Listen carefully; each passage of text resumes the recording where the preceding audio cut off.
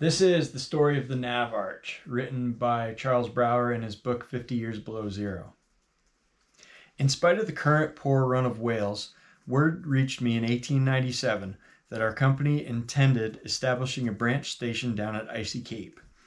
This meant that material would probably arrive with the first steamers to get through the ice that summer. I decided to meet them at Icy Cape.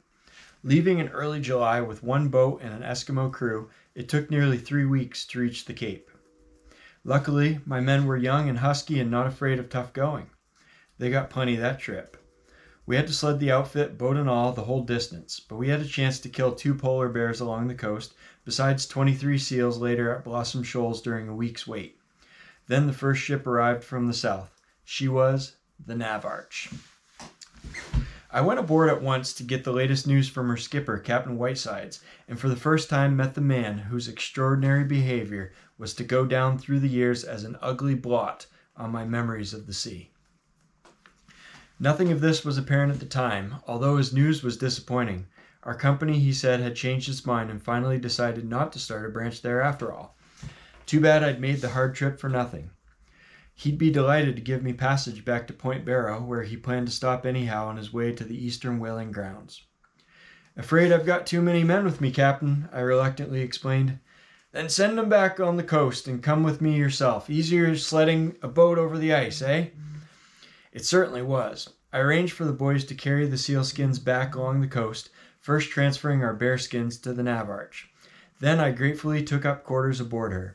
The captain introduced me to his wife, and the evening passed pleasantly until I mentioned the steamer Carluck, under Captain McGregor, which had come in that same afternoon and now lay anchored close at hand. It seemed McGregor's wife was with him this trip too, and I soon gathered that the 2 women had a grudge of long standing. Said Mrs. Whitesides at last, "If that woman steps a foot on this boat—" Her husband evidently knew what was coming, for he got up abruptly and left the cabin. Presently the Navarch weighed anchor, rounded the icy shoals, and anchored again on the north side, a rather unwise thing to do with the wind west. But it turned out the Whitesides had chosen what to him appeared the lesser of 2 evils. He was grimly apologetic when I joined him on deck later. "Better keep 'em away from each other, the women." How ironical it seems now, many years afterwards, that so great a tragedy could have come out of a silly backyard scrap.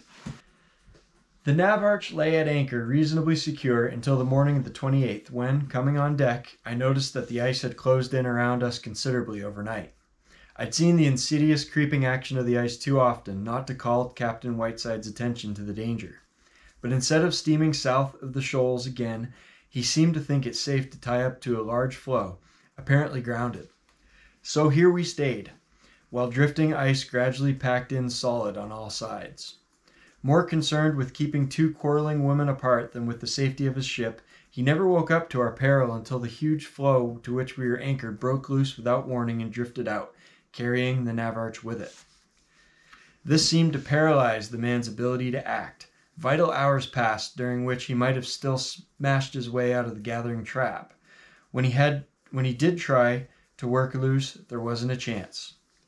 Forced farther and farther onto the offshore pack, the Navarch finally reached a point from which ice stretched in every direction. Miles of it. The whole world had turned into drifting ice. Far to the southwest we could still see the Carluck, safely anchored behind distant shoals. Finally her hull disappeared. By mid-afternoon even her masts had dropped below the icy horizon. The Navarch continued her northeast drift, helpless as a fly glued to a sheet of floating flypaper. We had traveled perhaps 30 or 40 miles, when the wind, hauling northeast, moved the pack farther offshore where it caught the full effect of the current sweeping north at 3 miles an hour. The piece we were tied to now began milling around, so that we were heading in every direction. Several times during those first days we listed dangerously to port or starboard as the ice crushed in around us, first on one side, then the other.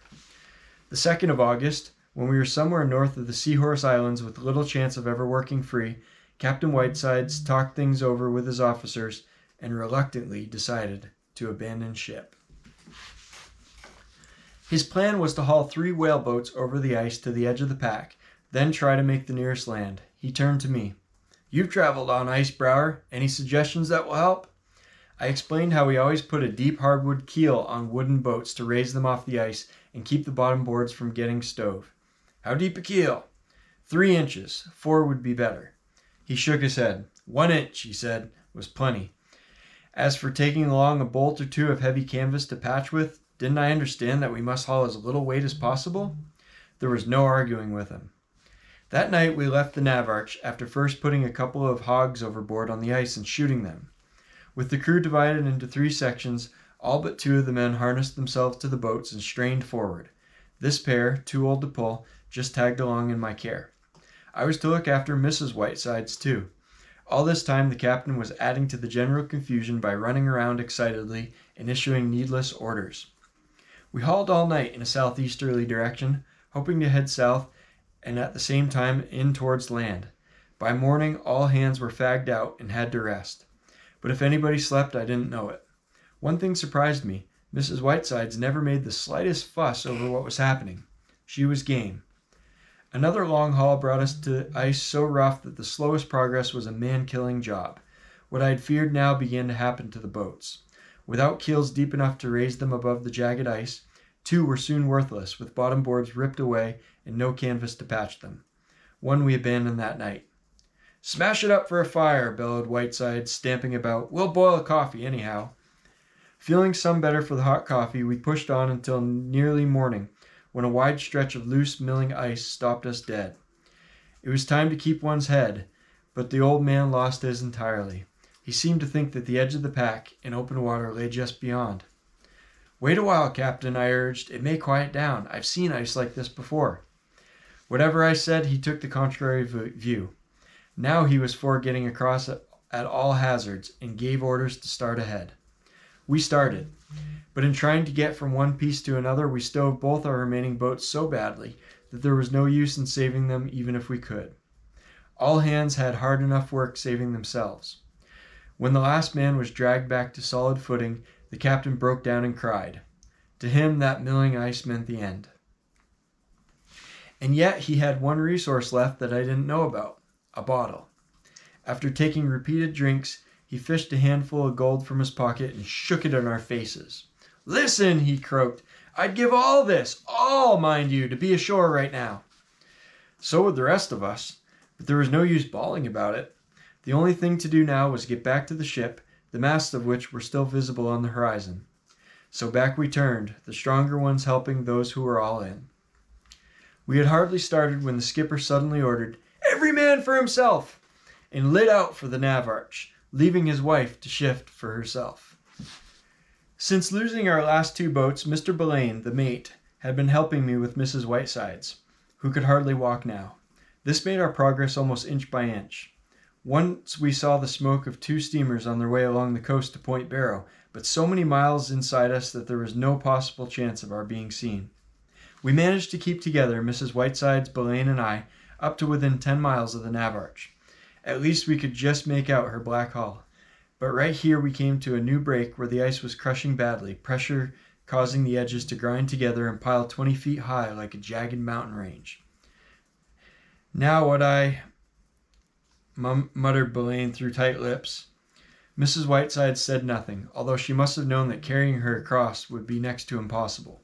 It was all a man could do to get over by himself, and once started, he daren't stop for fear of being crushed under. However, if the ice on the far side were as solid as it looked from where we stood, there might be some sense in trying to get the woman across. Leaving Belaine with Mrs. Whitesides, I managed to get over myself with nothing worse than bruises, and after a quick survey signaled them that the ice was fine. Then, before I could get back to help with her, the pressure let go, leaving a wide lead of water where the ridge had been. I waited several hours, hoping the lead would close. Finally, Belaine and the woman started along the edge, eventually finding a far way around. I then headed for the ship. When I got there, 2 polar bears were feasting on the hogs killed when we left. Whitesides himself had long since come aboard and turned in. So had a number of the crew. They were completely done up. All at once my head grew too heavy to hold up, and the last I remember was slowly sliding off a bench. When I awoke, Mrs. Whitesides and Belaine had arrived. The 2 bears, having finished their feast, were gone. The captain's first remark when we met was to accuse me of abandoning his wife. "What were you doing all that time?" I asked. He turned away without a word. Other members of the crew wandered back during the day, so that by night we had the satisfaction of being all together once more, even if our position was infinitely worse. The Navarch, wedged tighter than ever into the pack, had been drifting steadily north. Soon we'd pass the latitude of Point Barrow, beyond which only one ship, the young Phoenix, had ever drifted and returned. Another attempt to reach shore was imperative. In the little time remaining, all hands worked feverishly building a small hickory-framed boat, copper-riveted and covered with oiled canvas to make it watertight. She was light enough for two to lift over any kind of ice, yet capable, we hoped, of ferrying as many as 10 people at a time across otherwise impassable leads. Then, if we got to the edge of the ice before passing Point Barrow, there would be some chance yet of making shore. The Navarch must have been somewhere off Cape Smythe when we got ready to abandon her the second time. The captain asked me to go ahead with most of the crew and pick out the best route. "I'll relieve you of Mrs. Whitesides this time," he said icily.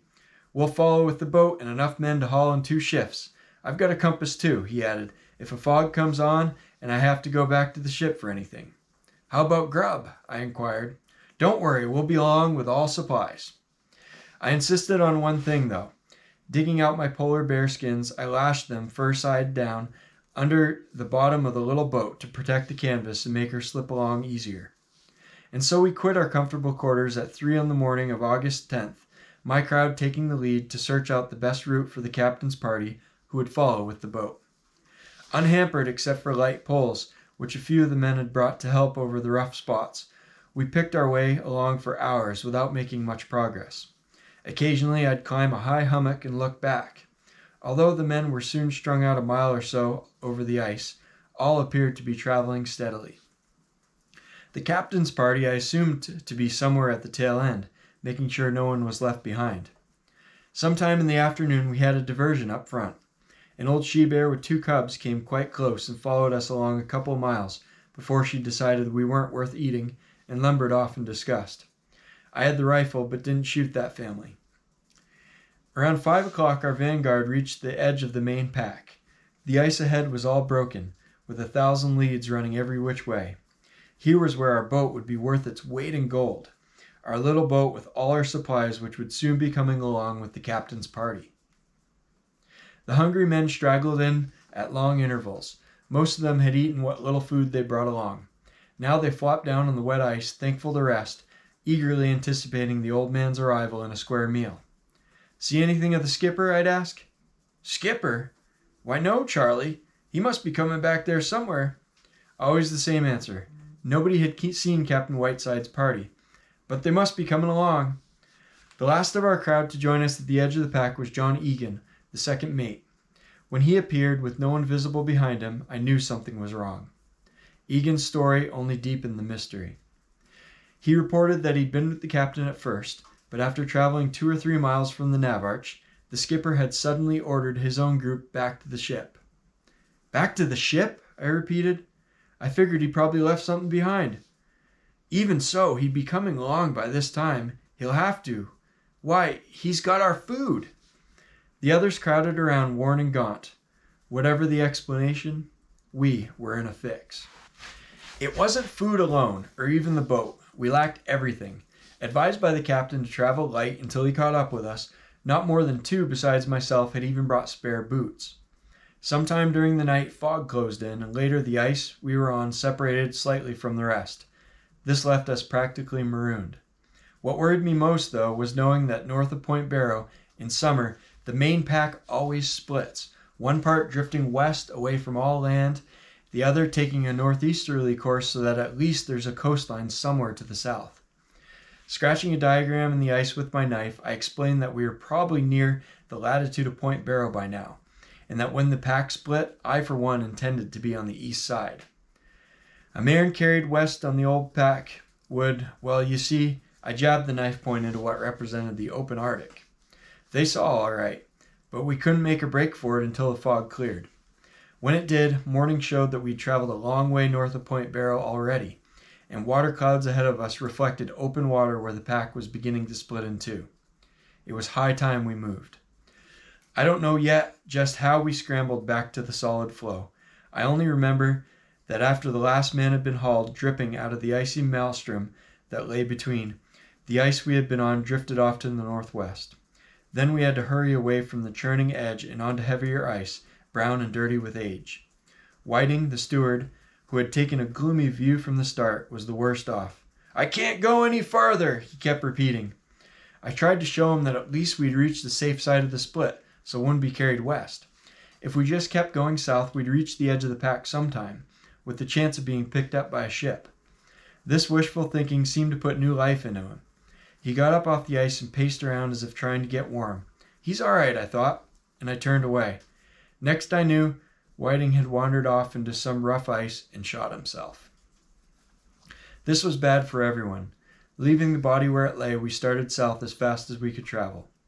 On quitting the ship, I had stuffed a dozen pieces of hard bread into the top of one of my spare boots, and these kept us going the rest of the day. These and all the water we wanted to drink. Throughout the pack, we came on little freshwater ponds above sea level. They were formed by the higher ice peaks melting in the sun and precipitating their salt. So when it rained hard that night and nobody minded, it wasn't that we needed drinking water, but merely because we were so generally miserable that a little thing like rain didn't matter. We were never dry after that. On August 12th, we lost 2 more men. They just gave up, asking to be shot. They said they didn't mind dying at all. It would be a relief from traveling any more over ice. Since carrying them was impossible, we finally had to leave them behind, still hoping they'd follow along when they understood we couldn't stop. We never saw them again. Next morning, our chief engineer, Sands, went crazy, wandering off by himself if no one were watching. All day he appeared to be flickering out, mentally and physically. Along towards evening, he died. It seemed enough death for one day. Yet no sooner had Sands passed away than 2 firemen that made a welcome excuse to stay behind to rest. Although low fog hung over us much of the time, we held our course by occasional glimpses of the sun. I'd managed to keep my watch dry and going, and knowing that the sun bore south at noon and north at 12 midnight, I could figure our position at different hours of the day. This was a big help. Otherwise, clear weather brought nothing but discouragement, for then the water clouds were visible far south of us. And since these never came any closer, it became increasingly evident that we were making no headway towards the open water that lay between us and land. In other words, the pack was drifting north as fast as we were traveling south. It was about then that Egan, the second mate, went snowblind. Aside from that, he was in fair shape. To guide him, I gave him the end of a line I carried around my waist. This worked all right, except in crossing channels that had thawed partly through. Then I'd tell him how wide the place was, and he'd jump. Sometimes he made it. More often, I'd have to haul him out by the line. It's always given me peculiar satisfaction to remember that Egan was with those of us left alive at the end. The men's clothing now began to wear out rapidly.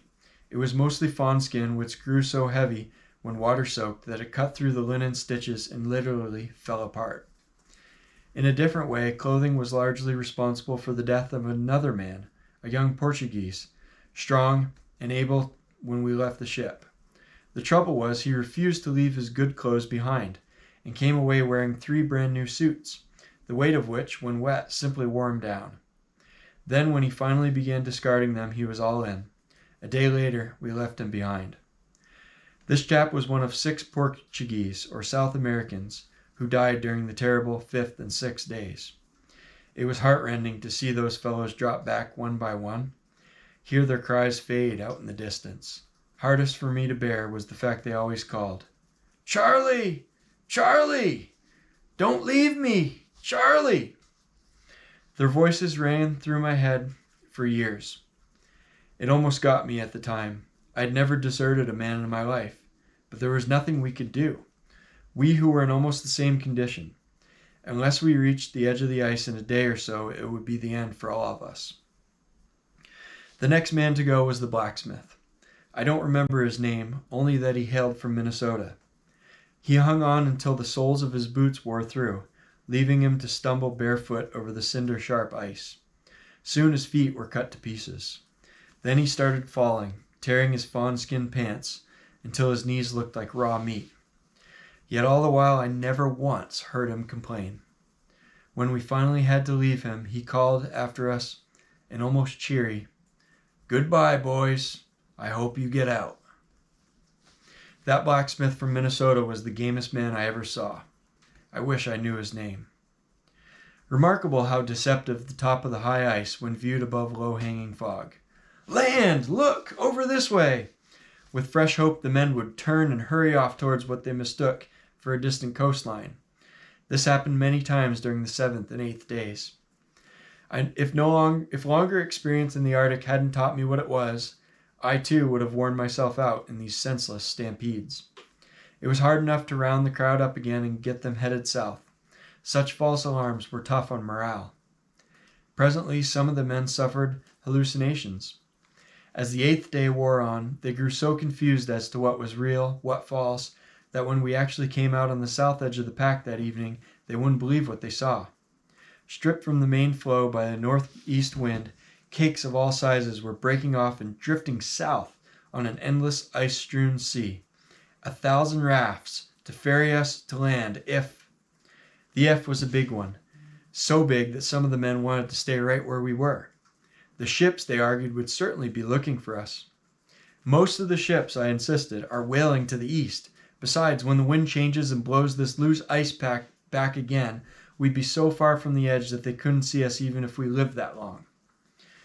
One huge slab of ice nearby seemed ready to break loose at any moment. It looked 50 or 60 feet long and nearly as wide. With one end rising to a miniature peak to be melted by the sun, we'd have drinking water if nothing else. "Here's our raft," I said. "Come on." Convinced now that my idea was right, 2 of the men nevertheless resolved to take smaller cakes themselves.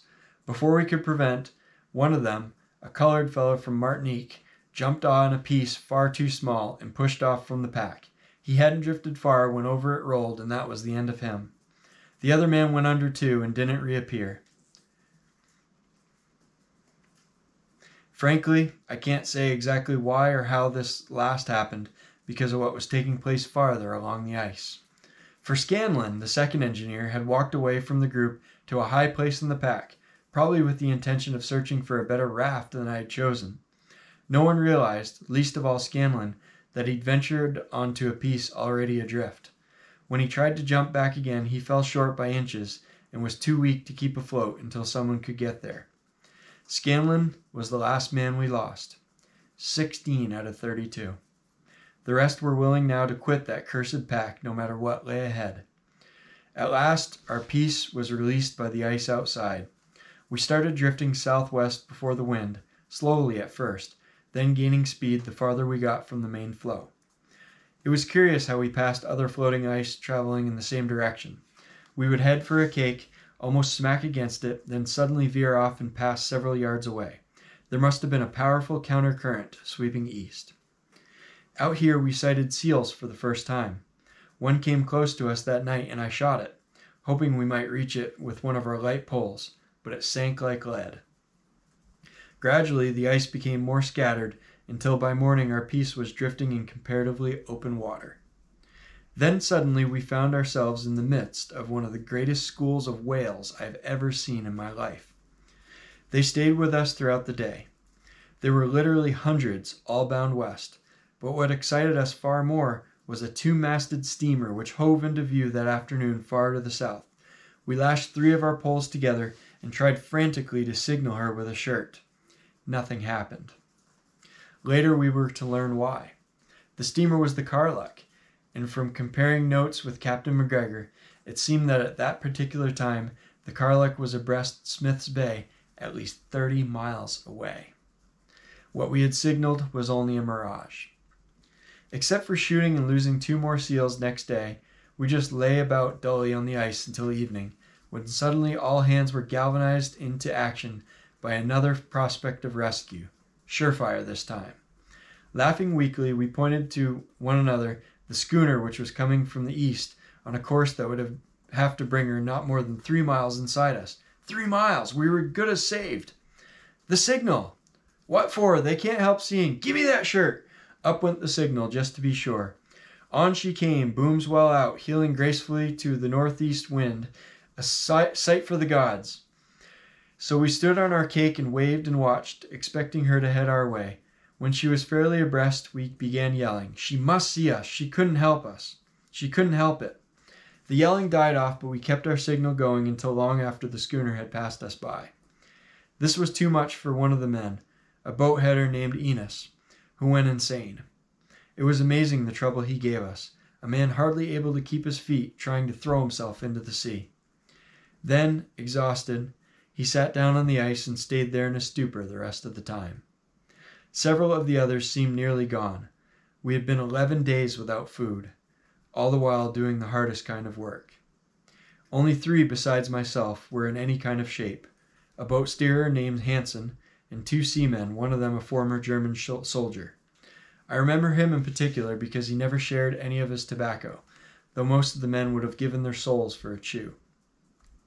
Sometimes it's a little thing like that that sinks into one's memory of life's curious among the so-called human race. Tobacco or not, we all got through that night somehow, and about 11 in the morning sighted what some thought was land. By early afternoon, I was certain of it. A few hours later, I recognized Cape Halkett, and figuring our present bearing and drift in the direction of the wind, had great hopes for a while that we would drift inside the point. But the current from the west was too strong, and our ice cake passed the tip of Halkett fully 2 miles out. Even so, I scanned the distant cape until my eyes blurred. This had always been quite a camping place for Eskimos on their way from the Colville River, but not a tent was visible as we continued our offshore swing along the barren coast. Even our approach to Cape Halkett had caused no great stir among the men. They'd been so disappointed too often to care much what happened. I was beginning to understand how they felt when, late in the afternoon, the smoke of a steamer coming east brought a last flare-up of hope and dread. When she hove in sight over the horizon, gradually it dawned on all but poor Enos, who never shifted his fixed stare, that her course between the bulge of Cape Halkett on one side and the ice pack on the other must necessarily bring her near. An increasing stir of excitement went through us. Too weak now to rig any signal, we could only sit there on the ice and watch her approach. Suddenly, one of the men's outstretched arms with pointing finger announced eloquently that she was heading our way. The steamer was the old Thrasher of the Pacific Steam Whaling Company, with Captain Barney Coogan in command. I learned later how narrowly we escaped being seen after all. A Siberian Eskimo had been in the crow's nest at the time and reported a herd of walrus off the starboard bow. Since walrus seldom go east of Point Barrow, one of the officers turned curious glasses on where we were huddled on the ice. That was why the Thrasher was soon easing alongside and lifting aboard what remained of our original crowd of 32. 12 days? My God! Explained Captain Coogan. He wouldn't give us much to eat at first. Coogan was too wise for that. All I wanted anyhow was sleep. The steward, Felix Terry, was a colored fellow with whom I'd been shipmates on the Grampus. Felix had a tub of hot water ready for me in no time, so I took a bath and in the process dropped asleep. When I woke up ages later, I was in a bunk with the Thrasher anchored at Point Barrow and Tom and Fred aboard to take me home. It had been nearly 2 months since I started south along the coast for Icy Cape, only to drift north around Point Barrow on the pack and end by coming in from the east aboard the Thrasher. Many ships had arrived and departed. 4 still lay at anchor, among them our company tender, the Bonanza. Captain Sam Smith had stubbornly refused to quit the north without learning definitely whether I was alive or dead. Tom, who planned to close the station if I didn't show up soon, had kept all the Eskimo crews hunting for us, sometimes staying out days at a time. Until recently, the Bear, too, had been constantly searching. She was under Captain Tuttle this year, with Lieutenant Jarvis second in command, and for days they'd been cruising along the ice east of Point Barrow, returning to the point each night to anchor. One of my first questions, of course, was, what about Captain Whitesides? Did his crowd ever get ashore? Him? Tom exploded. Why, that. He gave it up and turned to Fred. Tell him what happened. Then, for the first time, I found out that Fred had been on the Bear himself, volunteering to help stand masthead. One afternoon, as they were headed in toward Cooper's Island with Fred and the crow's nest, he spotted a tent on shore. Thinking it barely possible that whoever was camped there might have news of us, Captain Tuttle sent a boat in to investigate. When the boat came back, it brought Whitesides, his wife, and several members of the Navarch crew, all in excellent condition. Captain Whitesides had left the ship the day after abandoning us, and properly equipped with the light boat and plenty of food and other supplies, had come in over the ice to the edge of the pack. From there it took them only a day to row to Cooper's Island. Had Whitesides followed us with the boat as he promised, my whole crowd of 32 might have easily been saved. Why hadn't he? That was what I wanted to know. When Tuttle asked him about you folks, Fred went on, he said you'd been gone 4 days and must be dead. He was so certain that Tuttle finally agreed there wasn't a chance. That's why the bear quit looking nearly a week ago. My God, Charlie, if anyone had thought... I don't blame Captain Tuttle, I said. There wasn't a chance. Just one more question. Did anybody find out why Whitesides went back to the Navarch that day without letting us know? Tuttle asked him about that. What did he say? Fred gave a harsh laugh. Nothing. He just turned away. I found out later that Whitesides had left 6 men behind on the drifting Navarch, 3 of the older, more helpless ones, and 3 who refused to take any more chances with such a skipper. So far as anyone knew, they were still aboard. The 15 who had come in with me were distributed among the 4 ships at the point. The crazy one, Enos, was put aboard the Bonanza to be taken out, but died on the passage south. Holmes shipped on the Thrasher. He was killed that same fall while helping cut a whale. 4 of the other men had their feet amputated. The others just disappeared, as sailors do everywhere.